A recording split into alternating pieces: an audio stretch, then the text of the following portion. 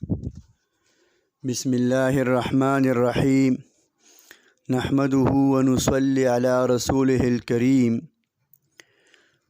زنن تاسو ته د خپو د دردونو او چې د چا په خپو باندې دردونه راځي، تکلیف وي ورته، د هغې دپاره یو مجربه وظیفه ښیم. انشاءالله په دې چې عمل وکې او په خپو باندې دم کې، نو انشاءالله العزیز دې سره به د خپو دردونه، د خپو چې څومره مسایل دي، مشکلات دي، یو انسان دی هغه وایي ګرځېدی نشم، خپې مې دردونه کوي، خپې مې خوږیږي.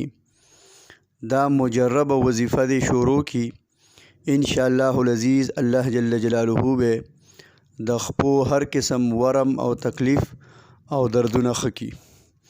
هغه وظیفه دا ده: بسم الله وبالله اعوذ بالله وقدرته من شر ما فيها.